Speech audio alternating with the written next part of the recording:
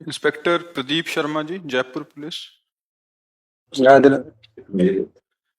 राधे राधे महाराज जी। महाराज जी, मैं पुलिस अधिकारी हूँ। कार्य करते समय झूठी गवाही के कारण अनजाने में कुछ लोगों के प्रति गलत कार्रवाई हो जाती है। इस पाप का भागी मैं या जिसने झूठी गवाही दी है, इस पाप से बचने का उपाय महाराज जी।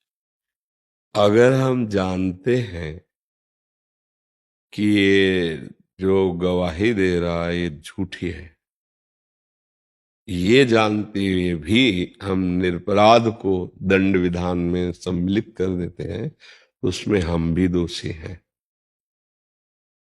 अगर आपको पता नहीं है और आप उस साक्ष्य देने वाले के अनुसार दंड देते हैं। महाराज जी, अगर साक्षी हम हों, इनका ऐसा भाव है कि हम कचहरी या न्यायाधीश के आगे इनकी गवाही, तो आपको जिसकी गवाही दे रहे हैं आपको पक्का सबूत मिलना चाहिए। वही कह रहे हैं कि झूठी गवाही। इसमें महाराज जी ऐसा है कि आमतौर पर महिला अपराध के संबंध में मेरा क्वेश्चन है, क्योंकि इसमें क्या है कि विधान ऐसा कर दिया है, संसद ने ऐसा कानून ही बना दिया जिसमें ये है कि महिला ने जो कह दिया वो फाइनल है। अब हमें पता है वो गलत कह रही है। हाँ, ये तो अब इसमें तो फिर हानि हो जाएगी। अब वो पाप किसके है? नहीं, इसमें तो बहुत बड़ी हानि हो जाएगी। मान लो अपनी वो किसी जलन को पूर्ति करने के लिए किसी के लिए कुछ भी बोल दे और उसको हम सपोर्ट करके दंड दिला दे तो बेचारा निरपराध मारा जाएगा ना। तो हाँ, तो वैसे फिर मतलब कहीं ना कहीं तो हमको लौट करके इस विषय में देखना चाहिए। क्या ऐसा कानून बन चुका है? हमें तो पता नहीं कि मतलब जो बोले सो ब्रह्म वाक्य। नहीं, पर उसमें कई नहीं, इसमें इतनी तो ऐसा कानून तो मुझे नहीं लगता कि जो बोले सो ब्रह्म वाक्य, उसकी जानकारी करनी चाहिए। नहीं, ऐसा दुरुपयोग हो जाएगा। क्यों? कानून ऐसा है महाराज जी, आरोप लगा दिया महिला ने, अब सिद्ध करने की जिम्मेदारी सामने वाले पक्ष की होती है। तो ये कभी कभी बड़ा कठिन होता है कि हम अपने आप को निरपराध कैसे सिद्ध करें। तो ये कठिनाई के विषय में समझौता है। पर इसमें तो अधर्म हो ही जाएगा। अधर्म तो हो ही जाएगा ना। मान लो किसी द्वेषवश, ईर्ष्यावश या प्रलोभनवश किसी कारणों से, हमें नहीं कह रहे कि अगर कहीं ऐसा किसी भी माता बहन के साथ हुआ तो दंडनीय अपराध है, उसे अवश्य दंड मिलना चाहिए। पर अगर कोई माता बहन ईर्ष्यावश, द्वेषवश या किसी प्रलोभनवश किसी व्यक्ति को किसी केस में फंसा रही है और मुझे पता है कि ये झूठा है केस, तो जब निर्णय मिलेगा दंड का तो उसमें कहीं ना कहीं हम भी तो हैं। नहीं, कानून में लिखा हुआ है ये कि ऐसी स्थिति में जब महिला और पुरुष की बात में से किसकी बात को मानना है तो महिला की बात को मानना है, कानून में है। हाँ, कानून तो महिला अगर उसको झूठे फंसा रही, उसको दंड देने दिलाना चाहती है, तो अब उसमें फिर आप क्या कर सकते हैं? उसमें अब आप जानते हैं, लेकिन अब मुझे तो ये बात थोड़ा कम समझ में आ रही है। निर्भया कांड के बाद ये कानून में अमेंडमेंट कर दिया था। अच्छा, मुझे लगता है कि परीक्षण होना चाहिए, सच्ची बात होनी चाहिए। पुरुष में ही केवल विकार है ऐसा तो नहीं हो सकता ना। दोनों शरीरों में विकारों की उत्पत्ति होती है। तो अगर क्रोध विकार, ईर्ष्या विकार या द्वेष विकार के अंतर्गत ऐसे किसी को फंसाया जाए, हम कह रहे हैं अगर अपराध है तो दंड मिलना चाहिए। अगर वो निरपराध है और उसे फंसाया जा रहा है तो मतलब निर्दोष को दंड मिलने से तो पूरा सिस्टम बाधित हो जाएगा। एक छोटा सा उदाहरण दूंगा मैं। एक बस में कंडक्टर ने एक महिला को रिजर्व सीट से उठा दिया जी और उसको कहा पीछे बैठ जाओ, ये रिजर्व सीट है, इस पे एक्स पर्सन बैठेगा। जी। महिला ने नीचे उतरते ही थाने में आई और उसने ये आरोप लगाया इसने मेरे को घूर के देखा। अब घूर के देखना एक अपराध है कानून की दृष्टि से, महिला को गलत दृष्टि से घूरना। उसने देखा होगा घूर के, लेकिन उसने इस हिसाब से कि भाई तू यहाँ से उठ जा। जी जी। अब उस स्थिति में अब मैं क्या करूं? अब उसका प्रारब्ध भोग भी उपस्थित होगा। अब वो तो कानून अगर बल है तो दंड विधान तो फिर लागू ही होता है। ऐसी स्थिति में हमारा हम कहाँ खड़े हैं उस स्थिति में, मैं ये जानना चाह रहा था। नहीं, कानून के अंतर्गत आप एक कानून के सेवक हैं, तो आपको कानून के अनुसार ही चलना होगा। हाँ, फिर इसीलिए बहुत सावधानी वर्णन की गई। नहीं, फिर राजा को भी नरक मिलता है, ये भी ध्यान रखना। राजा को भी स्वर्ग और परम पद की प्राप्ति प्रजा से ही होती है, और राजा को भी नरक और दुर्गति की प्राप्ति प्रजा से ही होती है। यदि ऐसा कानून, ऐसी व्यवस्था बन जाए जिससे बिना किसी पर्दे के खुला न्याय हो, तो ठीक है। अगर कहीं पक्ष और पर्दा रख दिया गया और निर्दोष मारा गया, निर्दोष, तो ये पूरा सिस्टम पर लदेगा, जाके पूरे सिस्टम पर जाएगा।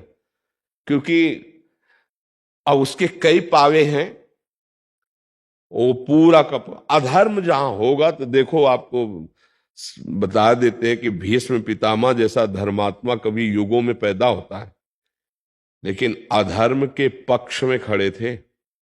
युधिष्ठिर महाराज के विपरीत सामने, और पक्ष अधर्म का था, पूरा पता था। भीष्म जी को पूरा पता था कि पक्ष अधर्म का है, खुली नेत्रों से देखा था छलिया शकुनी कैसे छल कर रहा है, धृतराष्ट्र की कैसे बुद्धि भ्रष्ट होकर के आदेश कर रही, पूरा सब पता था। एक कुल वधू को कैसे प्रताड़ित किया जा रहा, पूरा सब पता था। परिणामता 6 महीना बाणों की सैया पर पड़े महाराज। द्रोणाचार्य जी गुरु, शास्त्र के ज्ञाता, धनुर्वेद के ज्ञाता, पांडित्य के महान प्रकांड विद्वान काट के फेंक दिए गए, कारण अधर्म के पक्ष में थे।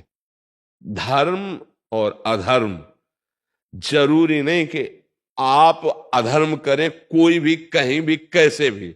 अधर्म तो अपना बमूल बोएंगे तो कांटे ही उसमें होगा, आम तो लगेगा नहीं। चाहे कोई बोए, कितना बढ़िया खेती बना के बोए, आम बोओगे तो फसल आएगी, ये तो आम रसीला मिलेगा। तो ये अब हमारी तो समझ में नहीं आ रहा, ऐसे तो बहुत ही गलत हो जाएगा। पर हम केवल इतना कहते हैं कि अपराधी को दंड मिलना चाहिए। अपराधी किसी भी ना तो जाति का माना जाता है और ना किसी धर्म का माना जाता है, सिर्फ अपराधी अपराधी होता है। हम इतनी बात मानते हैं कि अपराधी अपराधी है, वो किसी भी धर्म समुदाय का हो, वो ना धर्म का होता है ना समुदाय का होता है, वो सिर्फ अपराधी होता है। और जो अपराधी नहीं है उसे दंड ना दिया जाए, क्योंकि ऐसे तो बहुत तरह से शोषण किया जा सकता है, बहुत तरह से शोषण किया जा सकता है। अब उसने कुछ नहीं कहा और उसके ऊपर ऐसा तो फिर माना जाएगा ना कि हाँ, कि तो अब इसमें क्या है कि आप तो एक केवल निमित्त मात्र हुए, आप कोई दंड देने वाले नहीं हुए। जैसा उसने कहा उसके अनुसार आपने कहा, तो मुझे लगता है कि आप जान भी रहे हैं कि शायद ऐसा ना हो, पर कानून ऐसा है तो फिर आप निर्दोष ठहरेंगे, क्योंकि आप जानते हैं। पर आप करें क्या, वो जो बड़ों ने आगे नियम बना दिया उसके अनुसार आपको भेजना पड़ेगा, आपको ऐसा करना पड़ेगा। तो अब आप क्या करें, आप जान तो रहे हैं, पर आप क्या करें, वो आगे बड़ा निर्णय ऐसा है।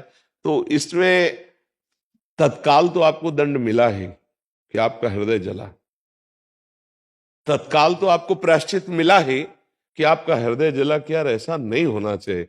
अब आगे का हिसाब आगे वाला जानेगा, पर ये बड़ा मतलब डरावना विषय है, क्योंकि अगर कोई किसी राग द्वेषवश, किसी ईर्ष्यावश किसी को किसी के प्रति भी कैसा तो वो लागू हो जाएगा। तब तो बहुत डर के चलने की बात है भाई, कभी भी कोई किसी को कैसे भी। हमें लगता है कि कुछ ऐसी जांच होनी चाहिए जिसमें सत्य का निर्णय होना चाहिए।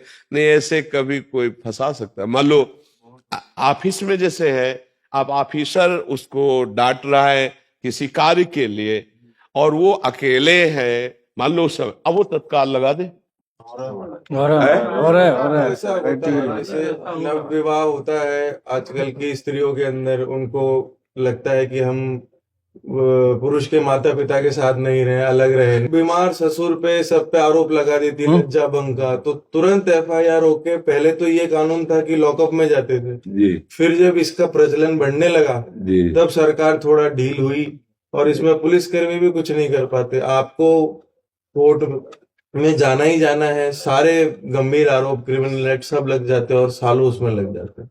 हाँ, भगवान ही रक्षा करे, अब इस पे क्या। और इसीलिए इसीलिए हम प्राय प्रार्थना करते थे कि हमारे जो नवीन पीढ़ी है, नए बच्चे बच्चियां हैं, थोड़ा अध्यात्म को समझें, थोड़ा सत्य को समझे, सतमार्ग को समझे। ये जो आज हवा चल गई है ना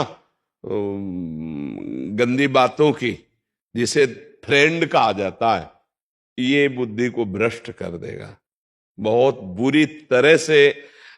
मतलब इसमें हानि होने की संभावना है। अच्छा, अब जब ऐसा कानून है, मान लो फ्रेंड बने और एक दूसरे के प्रति भाव बिगड़ गया, अब उसका भी उसका वो कंप्लेंट होते ही वो सेम सजा है, बिल्कुल है? सही, वही। हाँ, तो ये इसीलिए हम बच्चे जैसे स्कूल के आते हैं, इनका तो हर बार ये शिक्षा देते हैं कि ये जो आपका गर्लफ्रेंड वाइफ फ्रेंड और ये जो बना है, ये बहुत ही घातक है, बहुत ही घातक है, जिसमें ऐसी परिस्थिति आ जाएगी कि हो सकता है आपको अपने जीवन की हत्या करनी पड़े। अब पापा जान जाएंगे तो क्या होगा, अमुक जान जाएगा तो क्या होगा, और जिस पक्ष से उसने मित्रता की और वो ब्लैकमेल कर रहा है, उसको बहुत तरह से सता रहा है, मान लो पुरुष पक्ष में भी है, अब वो बच्ची क्या करे, या बच्ची बहुत बुद्धिमान निकल गई, अब वो उसको, तो ये आचरण ही गंदे हैं। ये आचरणों को अगर संभाला जाए, धर्म पूर्वक चला जाए, तभी तो अध्यात्म की महिमा। अगर अध्यात्म को नहीं जानेगा तो समाज हमारा इस तरह से बहुत गर्त में गिरता चला जाएगा। नए बच्चे तो एक उमंग होती है, 13, 14, 15, 16 की ये जो अवस्था होती है ना, इसमें एक उमंग होती है, और उस उमंग में लगता है कोई मेरा साथी बने। ये सबके अंदर होती है, सबके अंदर होती है। आप देखो ना, और उस समय अगर हमारा सही गाइडेंस नहीं हुआ अध्यात्म का, तो हम भ्रष्ट मार्ग में चले जाते हैं, व्यभिचार मार्ग में चले जाते हैं। ये व्यभिचार मार्ग ही तो है ना। अब वो स्वभाव गिरता चला जाता है, अब वो निर्णय नहीं कर पाते कि किस तरह से हम चले, कैसे हम चले। तो हमें लगता है कि हम सबको अध्यात्म की, बुद्धि की पवित्रता की जरूरत है। अगर बुद्धि अपवित्र हुई तो सब गड़बड़ हो जाएगा। तो आप जहां तक हो सके तहां तक बचाने की कोशिश करें। फिर कानून के अंतर्गत आप भी हैं, हम भी हैं, सब कानून के अंतर्गत है। फिर अब उसका भी कोई प्रारब्ध ही होगा। अब और समझो, जैसे किसी लड़की ने बेमतलब उसे फंसा दिया और पिटा वो, और दंड में गया, पक्का दंड हो गया उसको, तो आपको सच्ची कहते हो उसने यहां नहीं तो कोई ऐसा अपराध किया है जिसका उसको दंड नहीं मिला, तो बुद्धि फेर करके वहां से उसको दंड दिलाया जा रहा है। अवश्य में भोक्तव्यम कृतम कर्म शुभाशुभम, नहीं तो भगवान बचा लेंगे पक्का। आपकी बुद्धि में बैठ के, किसी की बुद्धि में बैठ के, या उसी की बुद्धि फेर कर उसको बचा लेंगे, यदि दंड विधान नहीं है। और अगर हो गया तो उसका कोई भोग है, ऐसा कोई कर्म ऐसा है जिसका दंड नहीं मिला और यहां से उसको दंड मिल गया। अगर हमारा कर्म भोगा नहीं गया और पाप जमा है, तो ऐसी जगह फंसा देगा जहां हमने पाप नहीं किया। बिल्कुल आप कसम खाएंगे कि कसम से पाप नहीं किया, लेकिन याद करो उस पाप को जो कोई नहीं जानता और तुमने किया, तो उसका दंड ऐसे घेर कर। तो हमें लगता है कि पूरी सृष्टि जो है वो ईश्वर के द्वारा संचालित है। अगर कभी ऐसा दंड मिलता है तो आप फिर यही सोच लो कि अब हम जानते हैं कि इसमें तो तुम नहीं हो, पर है तुम्हारा कोई कर्म तभी तुमको दंड मिल रहा है, तो हम भी निमित्त मात्र हैं, वो भी निमित्त मात्र है।